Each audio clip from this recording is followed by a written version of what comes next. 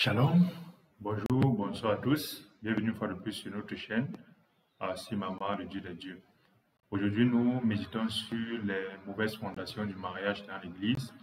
Et pour cette base-là, nous allons nous appuyer sur le témoignage de deux enseignants de la parole de Dieu qui ont des partages assez spécifiques. Parce que dans le corps de Christ, en réalité, la parole de Dieu dit qu'il y a de la connaissance. Tout le monde connaît, mais il faut connaître exactement. C'est ce qui est dit dans le livre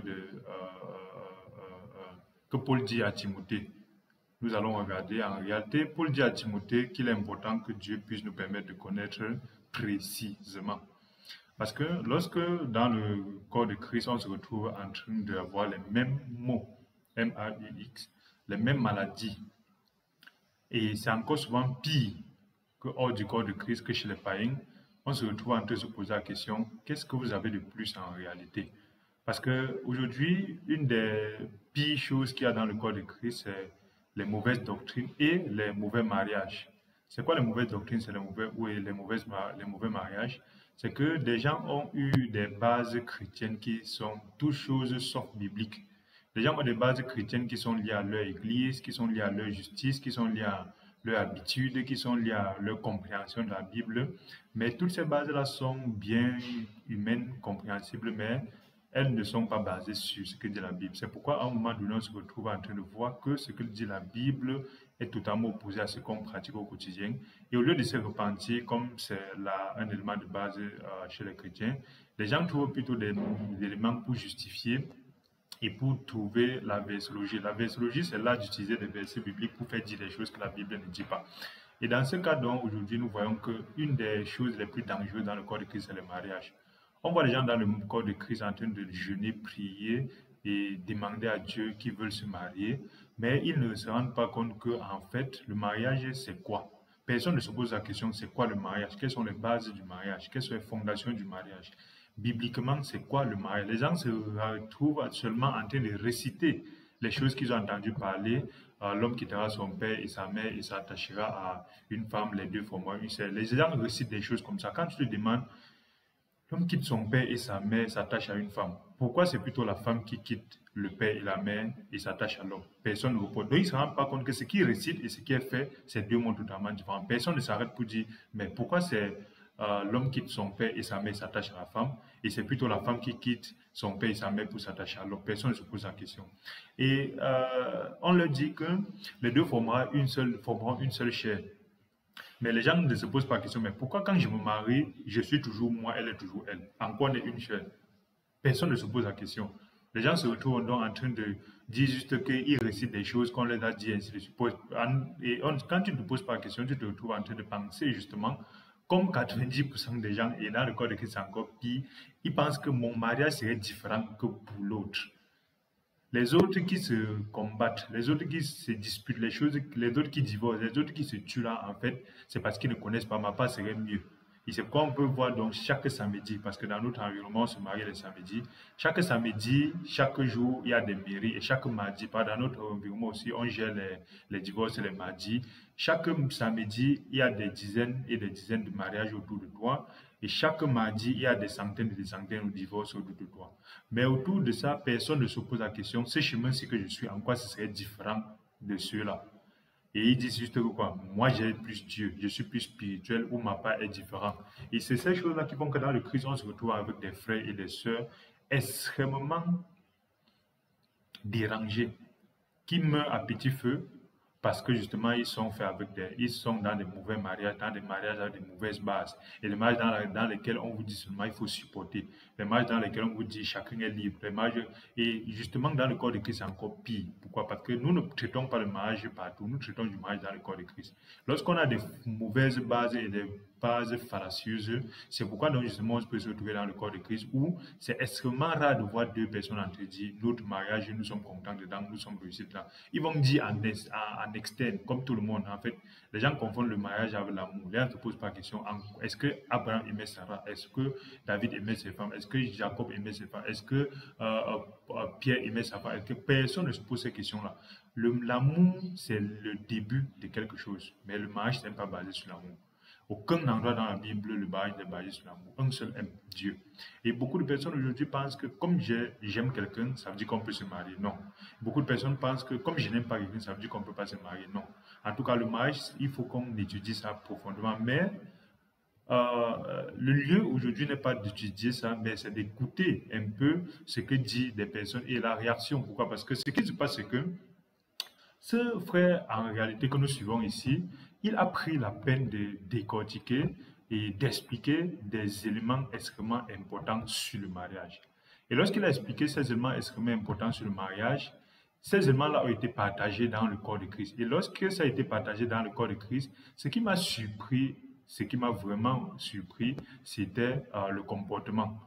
Le comportement des gens qui sont censés dire Amen.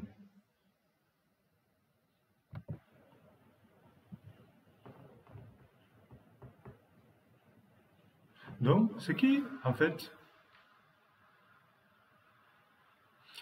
nous a vraiment très grandement surpris, c'était justement, donc, comme nous le disons, le comportement des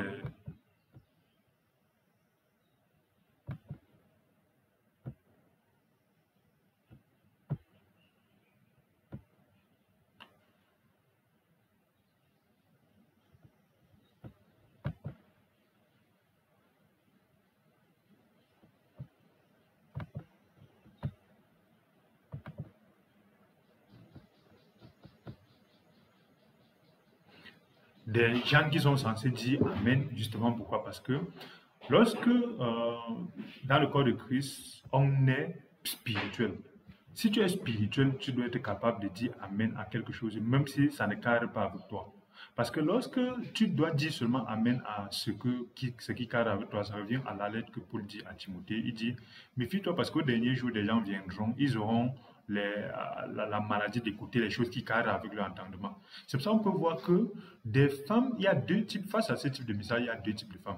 Il y a celles qui peuvent dire Amen parce que dans son cœur, elle est spirituelle, une femme vertueuse, elle a la capacité de comprendre que ce qu'il dit là, même si je ne suis pas d'accord, même si je me bats encore à faire, c'est vrai. Il y a d'autres qui vont se lever à dire quoi? Parce que ce qui a été très choquant et très surprenant, c'est que on a vu des gens traiter ce partage de macho. Avant de continuer, écoutons d'abord le partage. Comment tu parles à ton mari? Il y a des femmes, elles insultent même son mari. Si tu peux insulter ton patron, insulter ton pasteur, tu as le droit d'insulter ton mari. Mais si tu ne peux pas insulter ton pasteur, tu n'as aucun droit d'insulter ton mari. Devant Dieu, ton mari a plus d'autorité sur toi que ton pasteur. Le pasteur est l'autorité de l'église, mais le mari est l'autorité de la femme. Et c'est pour ça que toute chose qu'une femme mariée va faire sans l'accord de son mari, ça échoue toujours à 80%. Parce que son autorité n'a pas donné l'accord. Tu peux croire que ce n'est rien, mais spirituellement, on ne brise pas l'ordre. Même quand c'est un soulard et que tu es une chrétienne, si c'est ton mari, c'est ton autorité. Tu dois savoir comment naviguer pour toujours avoir son approbation, pour que Dieu te fasse prospérer. Il te parle de ce que Dieu appelle la soumission. Comment tu lui parles? Quel degré d'estime? Comment tu le vois? Il y a des gens qui viennent ici, et il y a son mari. Pierre, Christian, François. Et tu appelles ton mari comme ça. Ce n'est pas son nom. Mais quand tu viens à l'église, tu vois papa au toto. Ici, papa au toto. Papa. Ici, papa.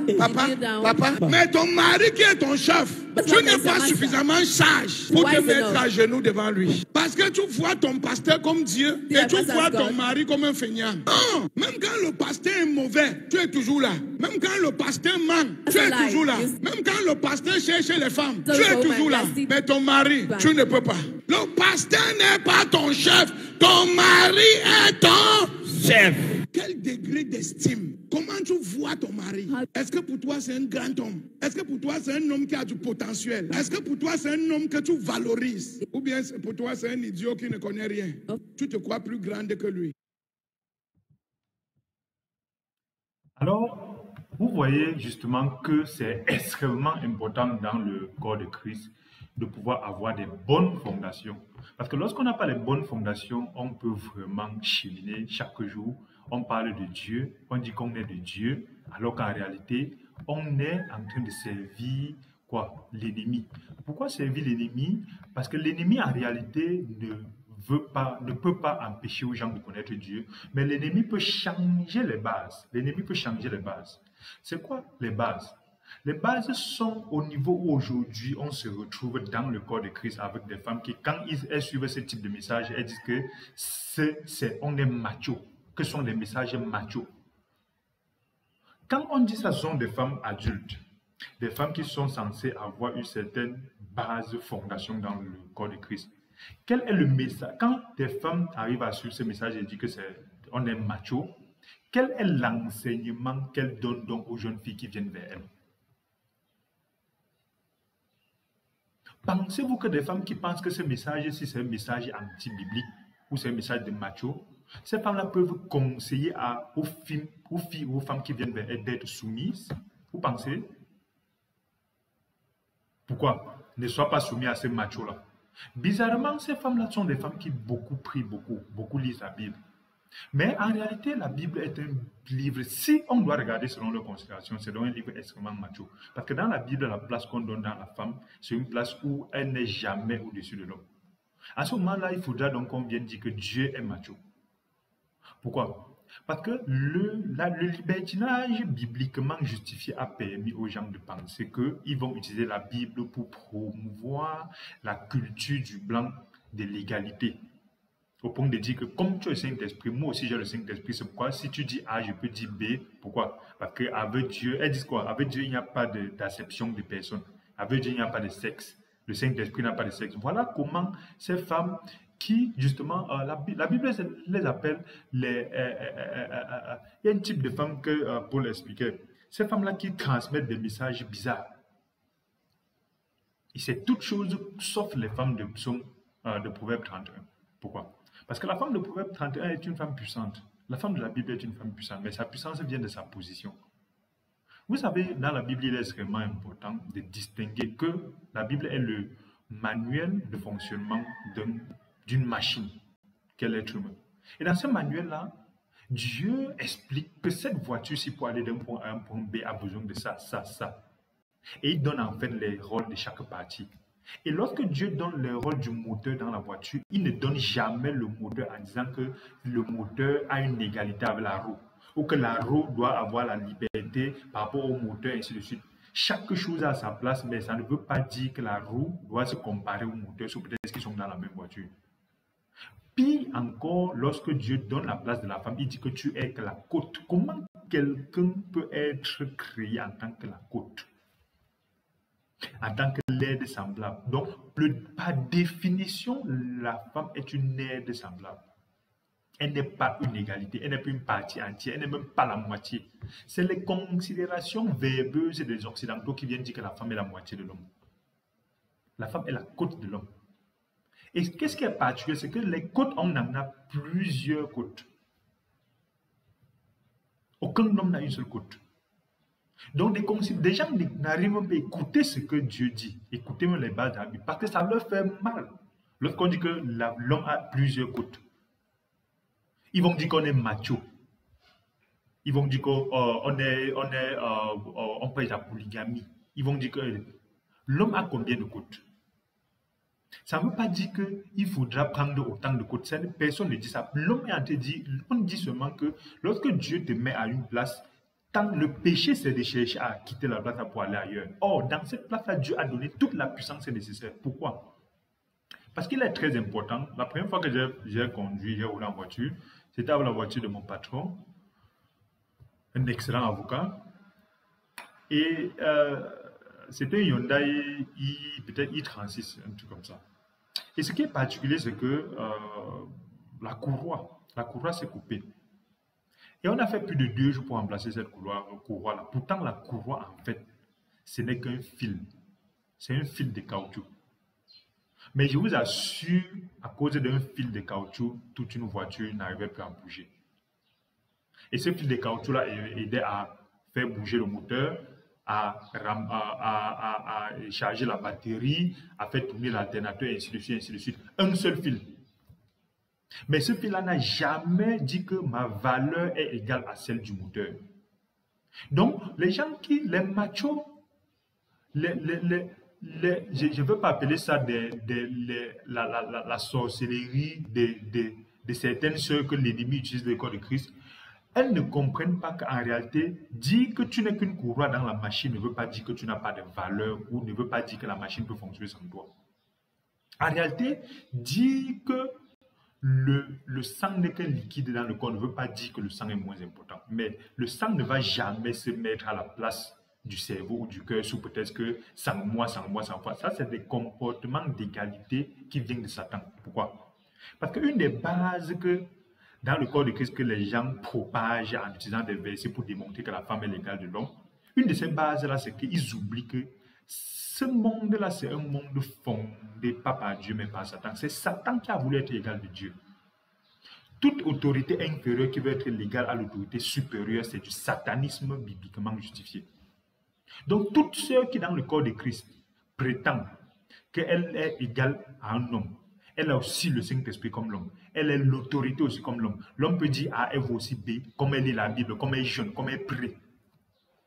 C'est du satanisme dans le corps de Christ. Parce que c'est Satan qui dit, dans Ézéchiel 27, il dit, je veux, on dit que son cœur a voulu être comme le cœur de Dieu qui est au-dessus de lui. Moi aussi, dans ce mariage, moi aussi j'ai ma parole. Moi aussi j'ai ma place. Moi aussi, j'ai le Saint-Esprit. Le Saint-Esprit n'a pas de sexe. Dieu ne fait pas d'acception de personne. Voilà ce que, voilà ce que la sorcellerie bibliquement justifiée a amené dans le corps de Christ, qui permet justement de détruire les mariages. Pourquoi? Parce que quel est cet homme-là qui peut continuer à se sacrifier pour quelqu'un qui se considère comme son égal? La bêtise qui fait que vous pensez vraiment qu'un enfant qui vient dire à son parent que moi aussi je suis ton égal, le parent peut encore faire quelque chose pour cet enfant-là? Combien de fois une femme? Est-ce que ça veut dire qu'on est en train de dévaloriser les uns les autres? Ce n'est que du satanisme qui peut faire que lorsqu'on parle de ça, que la côte n'est qu'une côte, le satanisme qu'il y a dans le logiciel des ceux qui ont Dieu dans la bouche, mais le vide dans le cœur, c'est de dire que 10, ça veut dire que on a. Je parle bien d'une courroie qui n'est qu'un fil de caoutchouc qui a arrêté toute une voiture. C'est pour dire que certes, chaque personne est extrêmement importante. Certes, chaque personne est puissante, mais chacun est puissant à sa place. Ce n'est pas dans une égalité, pseudo-égalité. Pourquoi? Parce que comment quelqu'un peut arriver, comme ce frère le dit, à mépriser son mari sur peut-être qu'il n'est pas chrétien? Il n'est pas né de nouveau comme moi, il ne vient pas à l'église. C'est pourquoi je peux décider comme je veux. Mais tu t'en vas te soumettre à un pasteur qui n'est pas ton mari. Le serviteur, je me rappelle dans l'ancien milieu, je vois tous ces... Le serviteur a dit que telle chose je ne veux pas faire, mais comme le serviteur a dit, ainsi de suite, avec le mépris pour leur mari. Aujourd'hui, elles sont capables de se lever, taper la poitrine quand leur mari parle, mais elles ne peuvent jamais le faire quand leur serviteur, ou leur pasteur, ou leur père parle. C'est du satanisme d'un corps de Christ. Et c'est pour ça que les résultats de ces échecs-là font qu'on se retrouve avec des mariages bidons et bancals dans le corps de Christ. Après, on accuse Satan. Pourquoi? Parce que lorsqu'on lâche une femme capable, on la lâche dans tous les axes possibles. Maintenant, lorsqu'on la lâche, les conséquences arrivent, on commence à chercher qui? Les gens à qui on va attribuer. Réécoutons encore ce point une dernière fois. Pourquoi? Parce que lorsqu'il a parlé ça, dans le groupe de l'église, des sœurs arrivent à dire que dire ça, c'est qu'on est macho. Dire ça, ça veut dire qu'on ne supporte que les hommes, on ne supporte pas les femmes. Écoutons encore une fois de plus.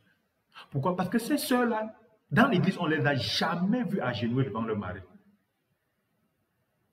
On ne les a jamais vues.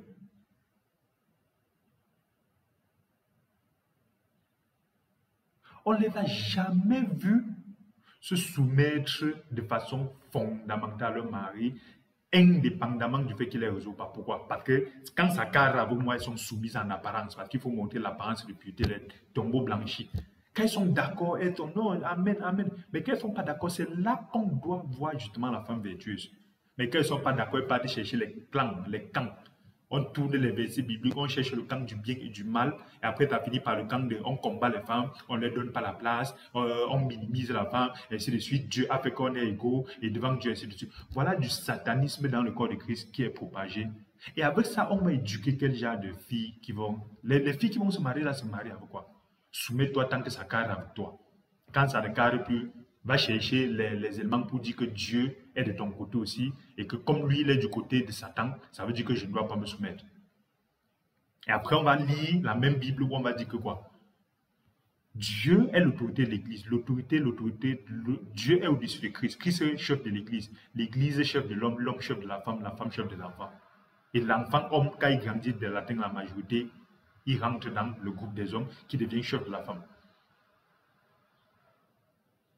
Ils vont lire la même Bible, dire que je suis la côte de l'homme, je suis l'aide. La femme, c'est l'aide semblable, rien d'autre. Rien d'autre. Et si tu n'es plus une aide semblable, il faut te poser la question que tu sais à quoi. Parce que ce n'est pas en lisant toute la Bible, en priant, en méditant avec l'apparence des femmes pieuses, tu attaches la tête, la main comme ça, et ainsi de suite. Ce n'est pas ça que Dieu t'a appelé à faire. Donc nous allons écouter encore cet excellent partage une fois de plus et réécouter encore ça. Pourquoi? Parce que c'est extrêmement important dans le corps de Christ. Dit plusieurs fois, on ne perd pas. Comment tu parles à ton mari? Il y a des femmes, elles insultent même son mari. Si tu peux insulter ton patron, insulter ton pasteur, tu as le droit d'insulter ton mari. Mais si tu ne peux pas insulter ton pasteur, tu n'as aucun droit d'insulter ton mari. Devant Dieu, ton mari a plus d'autorité sur toi que ton pasteur. Elles ne peuvent jamais accepter ceci dans le fond de leur cœur. Elles vont accepter avec la bouche, en apparence. Ton mari a plus d'autorité sur toi que ton pasteur. Je me rappelle des moments où des gens qui n'arrivent pas à écouter une exhortation, un partage de leur mari. Parce que quoi, le gars là que je connais, ce monsieur-là que je connais avec la vie qu'il mène là, il peut dire quoi de Dieu? Et avec ça, pensez-vous que ce type de femme-là peut être bénie?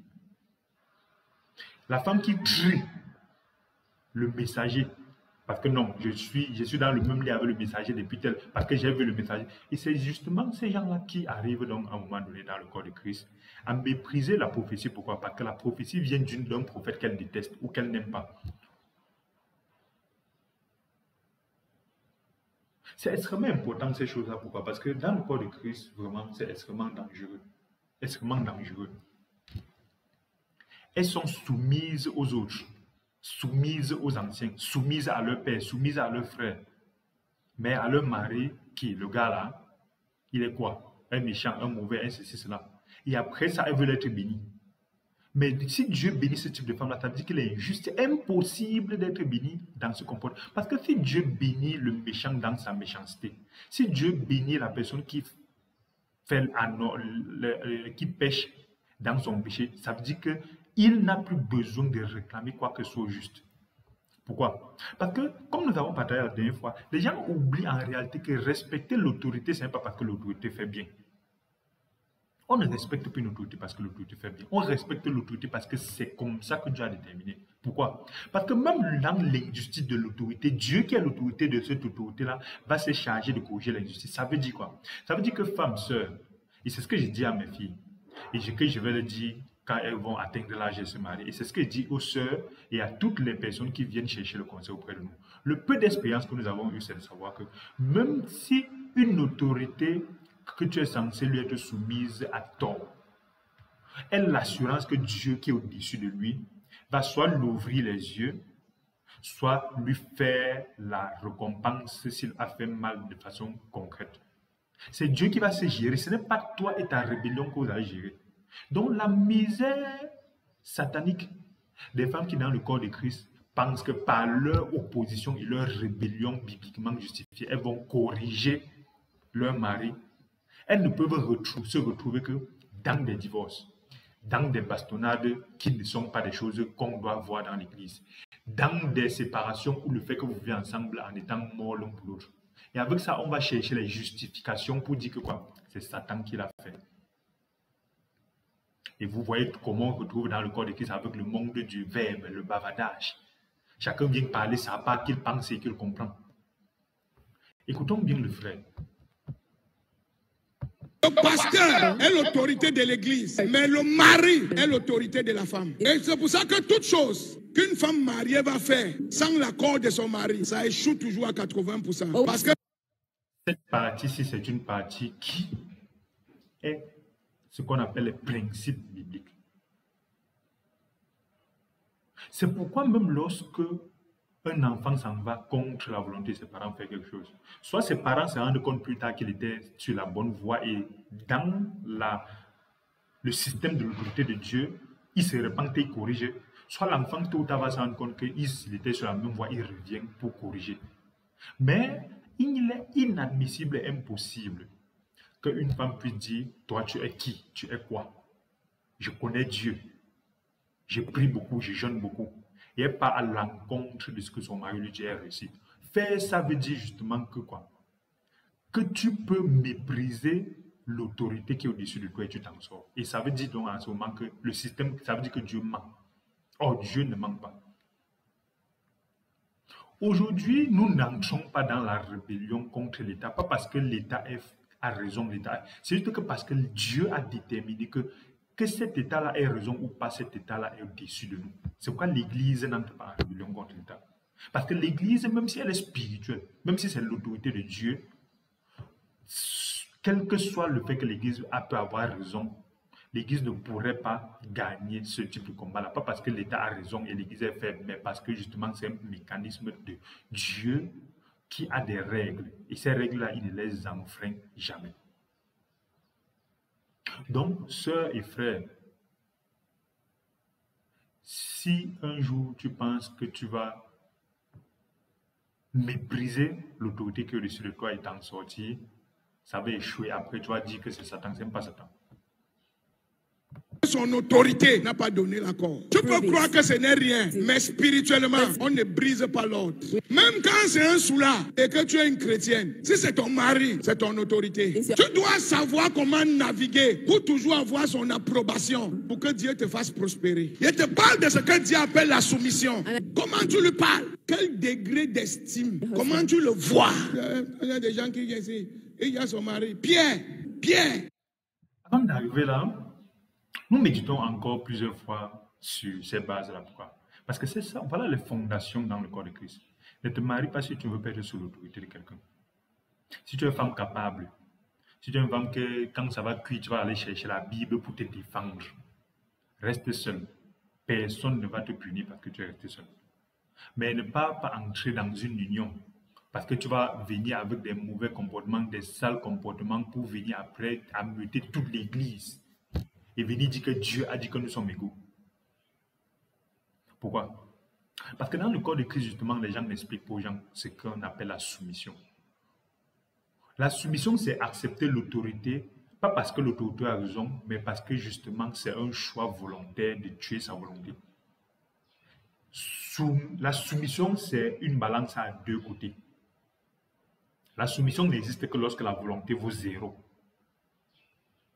Tant que ta volonté est un peu supérieure à 0, tu ne peux pas être soumis. Tu ne peux pas être soumis à quelqu'un si tu as une volonté. Parce que quand cette personne-là va dire va à gauche, ta volonté va te dire va à droite. C'est impossible qu'il y ait une soumission parce qu'on ne peut pas servir de maître. Ce sont des principes bibliques. Soit la personne en dessous de laquelle tu es ton maître et tu es soumis totalement, soit toi-même tu es ton maître et tu gères. Mais beaucoup de personnes dans le corps de Christ cherchent à jouer sur deux tableaux. En même temps, tu dis que tu es soumise à quelqu'un ou tu es soumise à quelqu'un, en même temps, tu es ton propre maître. Après, on veut les résultats. Et c'est pour ça qu'on finit dans les échecs et la malédiction. Après, on dit que non, c'est Dieu qui est Dieu, les autres, ainsi de suite. C'est les autres qui sont méchants. On entre dans le monde du ça c'est blanc, ça c'est noir, le bien et le mal, où on classe les gens. La soumission, mathématiquement, soumission égale à alpha volonté. Et alpha volonté ne vaut que, il faut que alpha volonté soit égal à 0. La soumission est corrélée à la volonté. Tant que ta volonté ne vaut pas 0, c'est impossible que tu sois soumis. C'est-à-dire que quand on va te dire que va à gauche, si tu as un peu seulement de volonté, cette volonté-là va te dire non, je vais aller à droite. Et à ce moment, tu ne vas jamais te soumettre. Donc c'est très important de comprendre que c'est un peu obligé d'être soumis, mais si tu t'y engages, il faut comprendre que tu es en train de tuer ta volonté. Et ce n'est pas en allant dans le corps de Christ faire les bavadages, faire la versologie, faire l'émotion. Parce que vous savez, dans le corps de Christ, on a beaucoup aujourd'hui les doctrines émotionnelles. Donc, où on veut gérer les choses de Dieu avec l'émotion. Ça me fait mal, c'est pas normal, vraiment, c'est dur de dire ça, vraiment, c'est masochiste de dire ça, vraiment, ça veut dire que on fait l'émotion, on amène les faibles d'esprit, et ils entrent aussi derrière, et on se retrouve avec des doctrines bizarres, et les résultats sont qu'on finit dans la misère. Faisons toujours attention. Écoutons le frère. Christian, François, et que tu appelles ton mari comme ça, ce n'est pas son nom. Mais quand tu viens à l'église, tu vois papa au toto. Ici, papa au toto. Papa, papa. Ici, papa. On dit, et bizarrement, elle dit ça. Personne d'elle n'est jamais sérieux qu'elle dise ça. Il parle des soeurs dans le corps de Christ. Elle veut être comme Sarah. Elle savait même que Sarah appelait Abraham mon Seigneur. Mais quand il s'agit de ça, elle blague. Elle joue. Et croit que non, c'était l'ancien temps. Mais bizarrement, elle veut que Abraham l'ait béni comme il a béni Sarah. Elle veut que le mari l'ait béni comme Abraham a béni Sarah. Ça veut dire que le simple principe dans le corps de Christ, comme dans le monde. Dans le monde, on sait quoi? Tout homme envers lequel sa femme est soumise va lui donner le ciel et la terre. Pourquoi? Parce que l'homme ne vit pas pour lui-même. L'homme vit pour sa femme, ou ses femmes, et ses enfants. Quand l'homme sort pour aller souffrir dehors, c'est pour rentrer donner à la famille, à la femme, aux enfants. Une femme qui ne connaît pas ça va donc être en train de vouloir des choses alors qu'il lui suffit de tendre la main et prendre. Pourquoi? Parce que le mépris de moi aussi, je suis capable. Le mépris de Dieu aussi me permet de faire ceci. Moi aussi, je vais travailler pour montrer. Il y a des gens de corps qui disent, moi aussi, je vais travailler pour te montrer que je peux aussi. J'ai aussi fréquenté, j'ai aussi fait des études. Hein? On ne me fait pas ça. Et ainsi de suite. Et dans le corps de Christ, avec tous ces comportements satanistes, on se retrouve en train de vouloir des résultats. Et après, on se pose la question de pourquoi c'est mieux chez les païens. Et dès qu'on coince, on cherche quoi? Les versets bibliques pour justifier. Vous voyez des personnes qui sont soumises à leur père, à leur frère, soumises aux frères en Christ, à leur pasteur, à leur daddy. Mais elles ont un mépris potentiellement profond pour leur mari et justifient ça parce qu'il est méchant, parce qu'il est mauvais, parce que c'est un soulard, parce qu'il ne vient pas à l'église, il n'est pas... Et après, veut le résultat. Voilà le satanisme qui est arrivé dans l'église. Le jugement commencera justement par l'église. Papa, mais ton mari qui est ton chef, tu n'es pas suffisamment sage pour te mettre à genoux devant lui. Parce que tu vois ton pasteur comme Dieu et tu vois ton mari comme un feignant. Non, même quand le pasteur est mauvais, tu es toujours là. Même quand le pasteur ment, tu es toujours là. Même quand le pasteur cherche les femmes, tu es toujours là. Mais ton mari, tu ne peux pas. Le pasteur n'est pas ton chef. Ton mari est ton chef. Quel degré d'estime? Comment tu vois ton mari? Est-ce que pour toi c'est un... Il y a des éléments extrêmement profonds qui font que aujourd'hui dans le corps de Christ, on a même vu d'autres mépriser leur mari au point de dire que c'est Jésus mon mari. Nous savons écouter ça. Les gens qui ouvrent la bouche du corps de Christ pour dire c'est Jésus mon mari. Le pauvre Yeshua Mashiach. Il a donné les brebis. Il a donné sa vie pour ces brebis. Et ces brebis-là ont changé, tordu le sens des écrits. Où des gens arrivent à justifier le mépris de leur mari. Pourquoi? Parce que c'est Jésus, leur mari. Que Dieu nous garde. Que Dieu nous garde. Grand homme. Est-ce que pour toi c'est un homme qui a du potentiel? Est-ce que pour toi c'est un homme que tu valorises? Ou bien pour toi c'est un idiot qui ne connaît rien? Tu te crois plus grande que lui? Donc, bien aimés, faisons attention. Le bling-bling, l'envie d'être quelque part avec quelqu'un, ou le mensonge de parce qu'il y a l'amour. L'amour passe, l'amour finit. Les bases du mariage dans l'église, c'est très important. Et les fondations du mariage dans l'église, ça n'a rien à voir avec le bavardage chrétien qu'on a là-bas dehors. La preuve est que, lorsqu'on regarde donc ces gens-là qui sont censés être des exemples dans la société au niveau du mariage, qu'on écoute ce qui sort de leur bouche, on a envie de penser justement que les païens sont encore plus stables. Parce que lorsqu'on les regarde, on voit justement la Bible. Pourquoi? Parce que d'un mariage heureux, on n'a pas besoin de parler. Tout le monde voit ici. Tout le monde voit et confirme. Lorsqu'on est spirituel, on n'a pas besoin de bavarder. Tout le monde peut voir. C'est pour ça que ce type de partage, vraiment, quand nous avons vu ça, nous avons constaté que ça divisait l'Église en deux. Il y a les femmes vertueuses qui peuvent dire « Ah, Amen, c'est ce que je pratique déjà. » Ou elle dit « Ah, sur tel point, j'ai encore besoin de la grâce de Dieu. » Il y a des femmes insensées qui disent que c'est être macho, c'est dépasser, c'est mépriser les femmes. Pourquoi? Parce que la parole de Dieu dit justement, pour terminer, au dernier moment, les gens vont mépriser les principes de Dieu parce qu'ils voudront qu'on leur dise ce qui cadre avec leur entendement et ce qui est sucré dans leurs oreilles.